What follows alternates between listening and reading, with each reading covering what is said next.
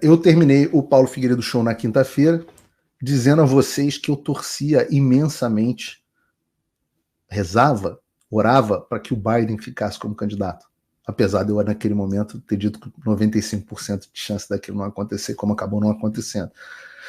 Mas eu também disse, no Paulo Figueiredo Show, que na ausência do Biden, a gente tinha que torcer muito para a Kamala Harris ser candidata. Primeiro pelo óbvio. A Kamala Harris é uma das figuras mais... Agora, a palavra da moda da juventude é cringe.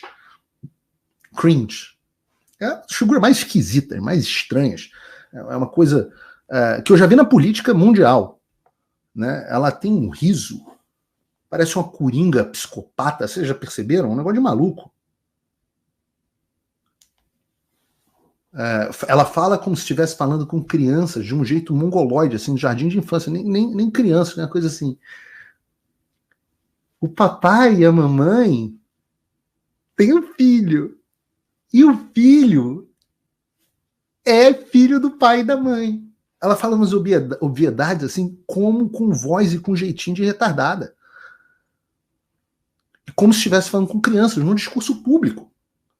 E ela é tão sem pé nem cabeça falando, que ela me lembra muito a Dilma Rousseff. É o mais próximo, porque o Biden, ele tropeçava na senilidade dele. O Biden é um cara inteligente, ele era um político muito afiado. Apesar de ter um pensamento desorganizado, ele sempre foi um político muito afiado. A Kamala é uma Dilma Rousseff. Né? E isso é um lado da história. O outro lado da história é que, eleitoralmente, a Kamala Harris sempre foi absolutamente desprezível. Ela começou a carreira dela como, vocês me desculpem, eu não vou falar outro palavrão aqui, mas aquela profissão das damas que trocam favores de dinheiro. Não, vou falar assim, puta. O nome disso é puta. Kamala Harris começou como puta. Ela era cocotinha, novinha, amante do então prefeito de São Francisco, nos anos 90, o Willie Brown. Ele tinha 60 anos e ela era novinha, ele era casado, e ele já admitiu, né, que arrumou vários empregos e que catapultou a carreira política da Kamala Harris. Então não é só a Janja, segundo o filho do Lula, né? Segundo os prints do filho do Lula.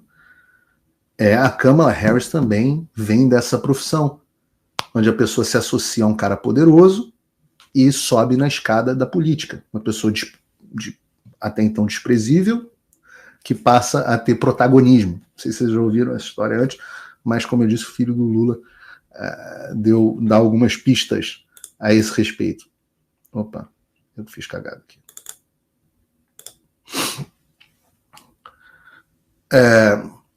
E aí, ela, com essa carreira catapultada, ela foi promotora na maluca Califórnia, que adora soltar bandido, depois se elegeu senadora, e para ganhar de senadora, ela foi senadora por menos de um mandato, né, para ganhar como senadora na República Popular da Califórnia, como a gente chama, que é quase que um país comunista dentro dos Estados Unidos, basta ser democrata hoje em dia. Opa, desculpe interromper o seu vídeo, mas desde 2022 eu continuo com as contas bloqueadas e o passaporte cancelado pelo Xandão. Se você aprecia o meu trabalho e tudo que eu faço pela liberdade de expressão, tem um lugar onde você pode se tornar meu apoiador com uma pequena quantia por mês. Acesse www.paulofigueiredoshow.com e torne-se meu apoiador, e aí você vai receber conteúdos exclusivos e desconto nos meus cursos. Ou então você pode se tornar meu patrono Gold e passar a me pautar, tem reuniões comigo, você entra para o meu grupo de WhatsApp, que eu uso sempre. O link para tudo isso está aí na descrição. Ela ganhou e ficou, já naquele momento ela estava muito próxima, não mais do prefeito de São Francisco, mas de figuras como a família Soros, né, outros bilionários progressistas, o Bill Gates. E aí ela anuncia a candidatura dela às primárias democratas em 2020 contra o Joe Biden, e aliás quase chamou ele de racista nos debates. Ela foi humilhada, inclusive, uma vez pela Tulsi Gabbard também, e ia muito mal nas pesquisas, pontuava ali 2 a 6%. Então essa era, até 2020, essa era a dimensão política da Kamala Harris, alguém que pontuava ali 2 a 6%.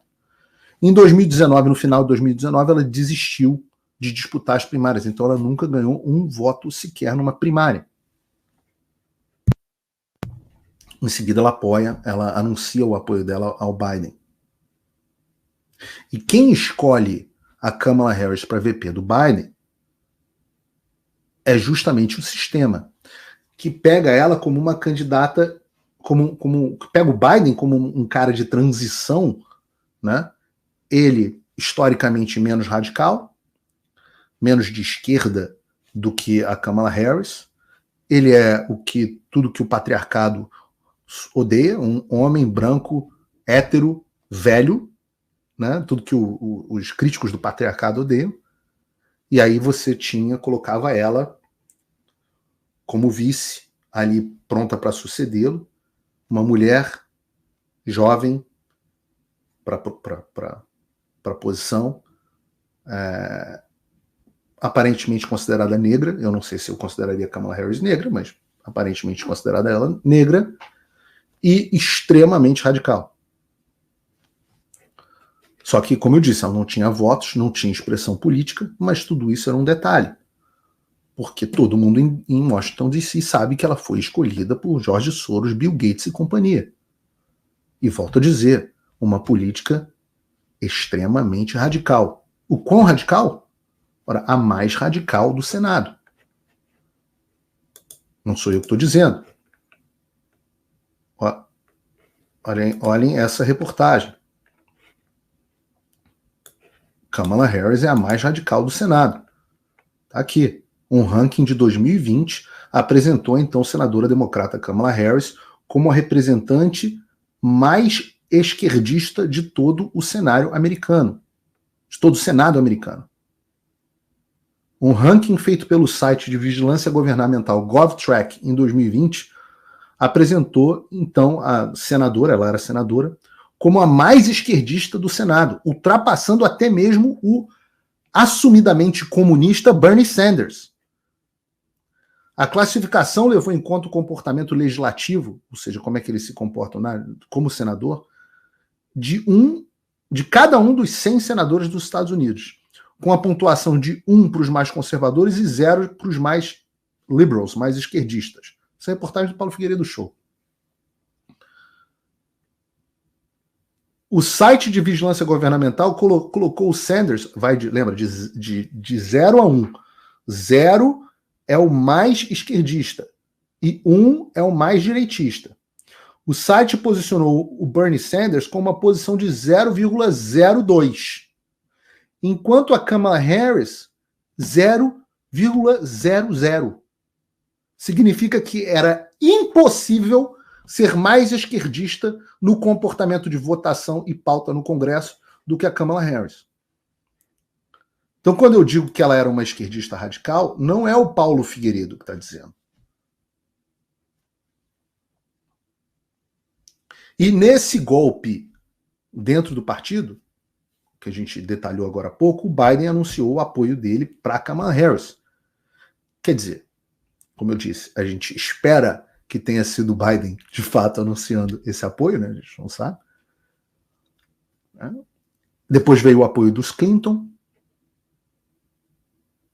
também importante, mas não basta o apoio do Clinton e do Biden para ela ser oficialmente candidata. Isso é importante levar em consideração. Ela precisa ganhar a convenção e os delegados que tinham prometido o voto do Biden, como eu expliquei agora há pouco, vão ter que escolher um outro candidato para eles botarem os votos deles sem primária. E, ao que parece, a Kamala Harris conseguiu esse apoio. Diz uma reportagem que eu publiquei hoje também no Paulo Figueiredo Show. Kamala Harris garante apoio de delegados suficiente para se tornar a candidata do Partido Democrata. Biden saiu da corrida e endossou Kamala Harris. Segundo uma pesquisa da Associated Press, várias delegações se reuniram na noite de segunda-feira para confirmar o apoio deles a Kamala Harris, incluindo Texas e o seu estado natal, a Califórnia. Diz a reportagem, Na noite de segunda-feira, Harris tinha o apoio de pelo menos 2.471 delegados, de acordo com a contagem da Associated Press. Muito mais, bem mais, do que os 1.976 delegados necessários para vencer em uma votação de primeiro turno. Nenhum outro candidato foi nomeado por um delegado contactado pela Associated Press. E, segundo o Breitbart News, para vocês verem o poder da esquerda, a campanha da Kamala Harris arrecadou já em 24 horas 81 milhões de dólares. A campanha de Harris revelou que mais de 888 mil doadores de base, contribuíram de acordo com o Access. Desse número, 60% doadores de primeira viagem. Outras 43 mil pessoas se comprometeram a fazer doações frequentes, ou seja, gerou um certo buzz. Atraiu uma certa nomeação. Então, em tese, ela está conseguindo a nomeação. E vejam que loucura, porque o partido que supostamente é o democrata, ou seja, né, que tem no nome a democracia, o partido deu um golpe no candidato mais votado, nas primárias, e vai dar a nomeação, aparentemente, para uma candidata que nunca recebeu um puto de um voto.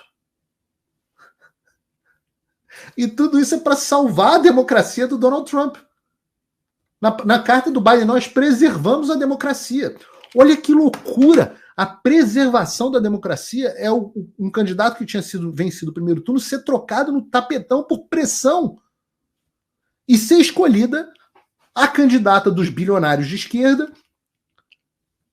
sem um puto de um voto. Isso é democracia. É democracia para esses caras. Isso é coisa de maluco. Como é que ninguém fala isso em nenhum canal do Brasil?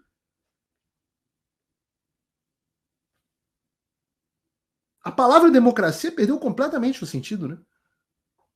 A mulher é candidata depois de um golpe sem um puto de um voto, e isso é para salvar a democracia, pô. Né? No nível de gaslighting de 0 a 10, até onde isso vai?